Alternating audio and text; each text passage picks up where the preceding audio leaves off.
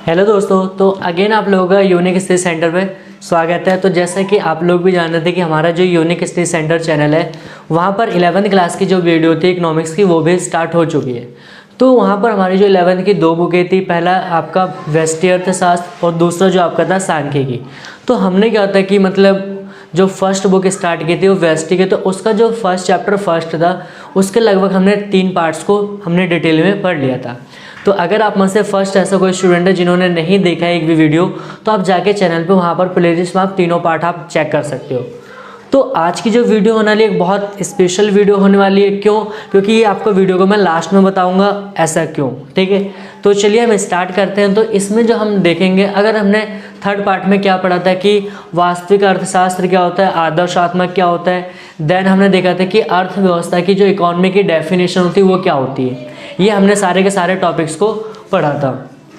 तो इस वीडियो में हम पढ़ेंगे कि जो हमारी अर्थव्यवस्था होती है कितने प्रकार की होती है। ठीक है, और ये जो हमारी वीडियो होगी ये क्या होगी, फर्स्ट चैप्टर की लास्ट वीडियो, और इसके बाद हमारा जो होगा चैप्टर नया शुरू होगा।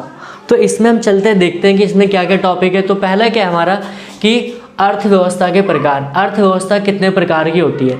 तो पहला यहाँ पर कह रहा है कि पूंजीवादी या फिर बाजारवादी अर्थव्यवस्था, दूसरा है हमारा केंद्रीय योजनाबद्ध अर्थव्यवस्था, दूसरा समाजवादी, और तीसरा क्या है मिश्रितवादी अर्थव्यवस्था। तो अब इन्हीं टॉपिक को हमें क्या करना है, डिटेल में पढ़ना है कि पूंजीवादी क्या होती है, समाजवादी क्या होती है। और ये तो सबसे पहले हमें समझना है कि जो पूंजीवादी अर्थव्यवस्था होती है, ठीक है, पूंजीवादी अर्थव्यवस्था बाजारवादी, उसमें होता है क्या है ना, निजी क्षेत्र काम करता है। मतलब उसमें गवर्नमेंट का कोई भी इंटरफेयर नहीं होता, गवर्नमेंट जैसी चीज़ें कोई होती नहीं है।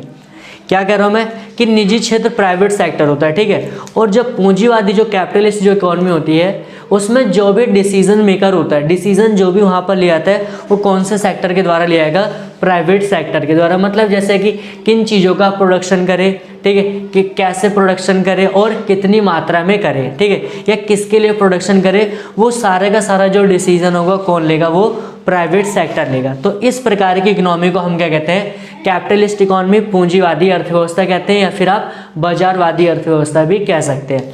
अब जैसे कि एग्जांपल के समझते हैं कि ये वाली इकोनॉमी हमारे वर्ल्ड में कौन सी कंट्री में, तो ये जो हमारी इकोनॉमी सबसे बड़ा जो देश माना जाता है, सबसे पावरफुल जो कंट्री, यानी आप समझ सके कि कौन है, अमेरिका है। तो उसे हम क्या कहेंगे, पूंजीवादी अर्थव्यवस्था। दूसरा जो हमारा होता है कि समाजवादी अर्थव्यवस्था। तो समाजवादी अर्थव्यवस्था का मतलब क्या होता है, या फिर केंद्रीय योजना, यहाँ पर जितने भी डिसीजंस होंगे, जितने भी निर्णय होंगे, मतलब क्या उत्पादन करें, कैसे उत्पादन करें और किसके लिए उत्पादन करें, ठीक है, पूरा का पूरा की जो भी डिसीजन मेकिंग होगी किसके द्वारा लेगी, वो गवर्नमेंट के द्वारा लेगी, मतलब गवर्नमेंट सेक्टर के द्वारा लिया जाएगा।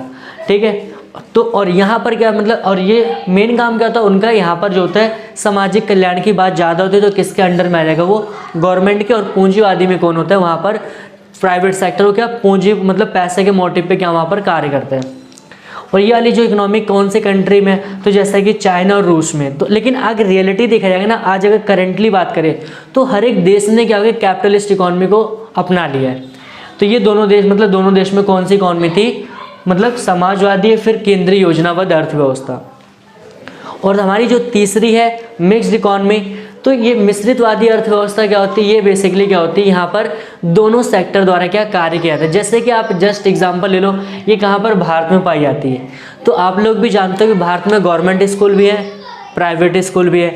भारत में गवर्नमेंट मतलब प्राइवेट बैंक भी है, गवर्नमेंट बैंक भी है, ठीक, प्राइवेट हॉस्पिटल भी है, गवर्नमेंट हॉस्पिटल भी है। तो मतलब क्या होता है कि हमारे देश में, मतलब भारत में और पाकिस्तान में क्या है कि कौन सी इकॉनमी है, मिक्स्ड इकॉनमी है। ये आपको क्वेश्चन हमेशा याद रखना है कि भारत में कौन सी इकॉनमी है, मिक्स्ड इकॉनमी। ठीक है, इसमें गवर्नमेंट सेक्टर भी होता है और प्राइवेट सेक्टर, मतलब दोनों ना मिल के डिसीजन लेते हैं। जो भी डिसीजन होगा उनका वो मिल के लेते हैं, क्या करें, कैसे करें, किसके लिए करें, ये सारे के सारे जो डिसीजन लेंगे दोनों सेक्टर के द्वारा लिए जाते हैं। तो ये हमारी क्या आती है कि जो इकॉनमी होती है 3 टाइप्स की होती है, उसमें क्या क्या बातें हमने वो सारी चीज़ हमने देख लिया।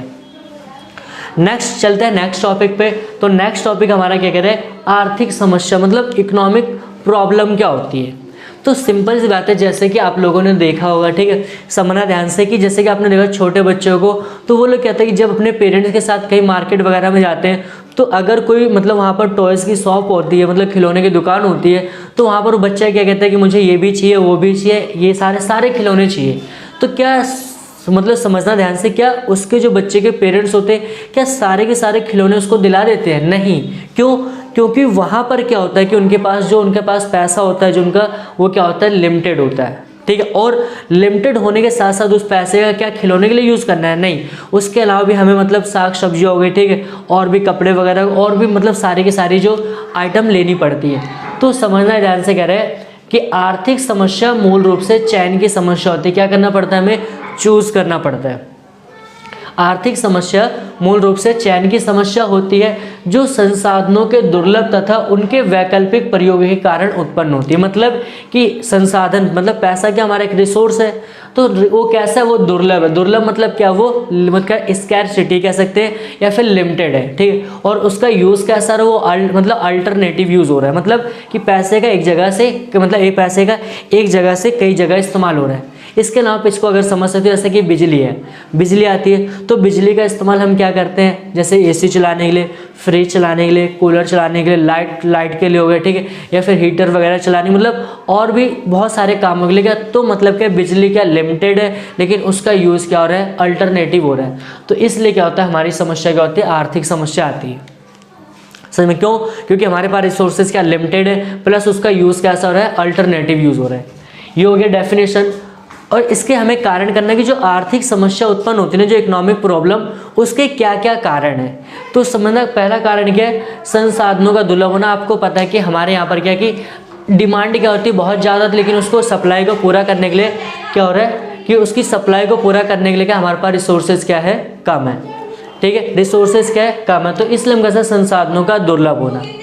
और दूसरा क्या है, संसाधनों का वैकल्पिक प्रयोग। दूसरा क्या हमारा, संसाधनों का वैकल्पिक प्रयोग। मैंने आपको बता दी जैसे कि बिजली का एक संसाधन है, उसका यूज़ कैसा हो रहा है, उसका अल्टरनेटिव यूज़ हो रहा है, ठीक है। तीसरा क्या, मनुष्य की असीमित। अच्छा आप ये बताओ कि हमारी जो डिज़ायर्स, हमारी जो वांट्स है, क्या वो क्या होती है, कभी ख़त्म होगी? नहीं। ये डिज़ायर्स होती है इंसान को, मतलब जब तक इंसान मर नहीं जाता तब तक इंसान को क्या, उसको घेरे रखती है। तो इसलिए क्या होता है कि हमारी क्या होती है, आर्थिक समस्या उत्पन्न होती है। तो ये फाइनली क्या होता है कि यहाँ पर हमारा जो चैप्टर नंबर 1 वो कंप्लीट होता है। तो नेक्स्ट जो वीडियो मिलेंगे हम वहाँ पर मिलेंगे चैप्टर नंबर 2 में, और उसको भी पूरी एनर्जी के साथ ही हम करेंगे। तो आई होप कि आपको वीडियो अच्छी लग रही होगी। कमेंट सेक्शन में जाके आप बताइए। अगर आपके कोई डाउट्स हो तो आप वहाँ पर भी जाके बता सकते हो। अदरवाइज़ आप वीडियो को लाइक करिए, शेयर करिए और चैनल को ज़्यादा से ज़्यादा सब्सक्राइब करिए। Thanks for watching this video.